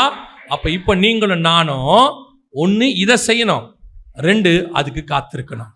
1 இதை செய்யறதுக்கு ரெடியா இருக்கணும், இன்னொன்னு அதை அடைவதற்கு ஆயத்தப்படணும். இந்த 2 மைண்டோட நீங்க ஓட தொடங்குனீங்கன்னா பூமியில் இருக்கிறத பத்தி கவலைப்படவே மாட்டீர்கள். நான் தேவனுடைய நாமத்தை கொண்டு உங்களுக்கு உத்தரவாதம் தருகிறேன், பூமியினுடைய தேவைகள் உங்களுக்கு சந்திக்கப்படும். குறைவில்லாமல் பார்த்து பாரு. உங்களுடைய நோக்கம் அதுவாக இருந்தால் இதை பரலோகம் பார்த்து கொள்ளும். பரலோகம் அந்த பிரயாணத்தில் உங்களுக்கு தேவையானதில் என்ன செய்யும்? பூமிக்குரியதில் பார்த்து கொள்ளும். நீங்கள் ஒன்றைக்கு குறித்து கவலைப்படாதிருங்கள். அல்லேலூயா. நம்முடைய ஆண்டவர் நம்மை மகிமையான தேசத்துக்கு கூட்டிட்டு போக போறார். அதை ஆவியில ஃபீல் பண்ண தொடங்கணும். இந்த பாடுகள் எல்லாம் கொஞ்ச காலம். இந்த பாடுகள்லாம் கொஞ்ச காலம். நீங்கள் சொல்கிறீங்கல்ல மாம்சத்தில் விடுபட முடியாமல், அது கொஞ்ச காலம். சிலர் உங்களுக்கு விரோதமாக எழும்புறாங்கல்ல, அது கொஞ்ச காலம். உங்களுக்கு ஆசீர்வாதம் இருக்குல்ல, அதுவும் கொஞ்ச காலம். உறவுகள் இருக்குல்ல, அதுவும் கொஞ்ச காலம். எல்லாமே கொஞ்ச காலம்தான். ஒன்று வருது, அதுதான் நிரந்தர காலம். அதுக்கு தான் நீங்களும் நானும் ஓடணும். அங்கே ஜெகனாக இருக்க மாட்டார், பாஸ்டராக இருக்க மாட்டார், இயேசுவாக இருக்க மாட்டார். அங்கே இருக்கிற இயேசு வேற, ஒரிஜினல். இங்கே மாம்சத்தில் வெளிப்பட்ட இயேசுடைய மாம்சம் என்னவாயிருச்சுங்க? மர்ரூம் ஆயிடுச்சு, இதாயிருச்சு, சரீரம் மீட்படைஞ்சிருச்சு. அங்கே இருக்கிற மகிமையின் சரீரம் ஒன்று இருக்கு, மகிமையின் சரீரம். அதில் அவர் இருப்பார். அங்கே அவர் தலை வெண்பஞ்சை போல, கண்கள் அக்கினி சுவாலை. அங்கே வேற, அங்கே நாமமே வேற நாமம், புதிய நாமம். அங்கே பிதாவின் நாமம். அதே மாதிரி உங்களுக்கும் எனக்கும் புதிய நாமம், உங்களுக்கு எனக்கும் புதிய சரீரம், உங்களுக்கு எனக்கும் புதிய வாழ்க்கை. இதுதான் நம்முடைய வாஞ்சை. அல்லேலூயா. நாம் ஜெபிக்க போகிறோம். எழுந்திருக்கலாமா நாம? Thank you thank you thank you holy spirit.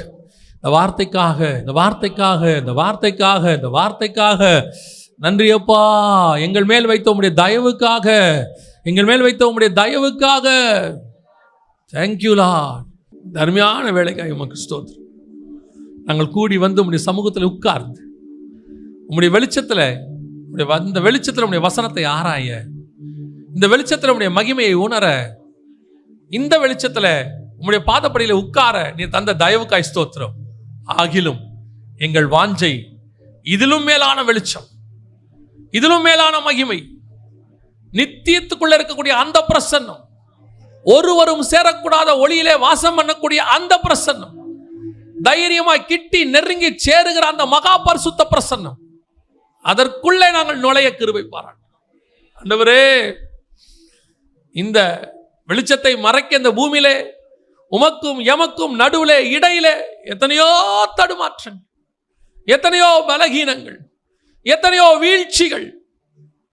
ஆகிலும் நீர் எங்கள் மேல் வைத்த தயவு, எங்கள் மேல் வைத்த கிருபை, எங்கள் மேல் வைத்த தயவு எங்களை எடுத்து மீட்டு மீண்டும் நிலைநிற்க பண்ணினதுக்காக நன்றி. எங்கள் கால்களை ஊன்ற பண்ணினதுக்காக நன்றி. எங்கள் ஓட்டத்தை தொடர பண்ணினதுக்காக நன்றி. சூரச்செடியில படுத்திருந்த எங்களை மீண்டும் எழுப்பி ஓட சொல்வதற்காக நன்றி. அந்த வெளிச்சத்தண்டைக்கு நாங்கள் ஓட எங்களுக்கு கிருபை பாராட்டும். அந்த வெளிச்சத்துக்கு முடிவு பரியந்த ஓட எங்களுக்கு கிருபை பாராட்டும். இடையில எந்த தடுமாற்றம் வந்து விடாதபடி, இடையில எதுவும் எங்களை டைவர்ட் பண்ணி விடாதபடி, இடையில எதுவும் உங்களை என்னையும் பிரித்து விடாதபடி, ஆண்டவரே உதவி வரும் கண்மலை நோக்கியே எங்கள் பார்வை இருக்கட்டும். அந்த சீயோனில் இருக்கிற மூளைக்கல்லை நோக்கியே எங்கள் பார்வை இருக்கட்டும். அப்படியே நாங்கள் ஓடி முடிக்க கிருபை பாராட்டு. எல்லாவற்றையும் உதறி தள்ளிவிட்டு ஓட கிருபை பாராட்டு. இனி யாரையும் மாம்சத்தின்படி பார்க்காத, ஆவியில பார்க்க கிருபை பாராட்டு.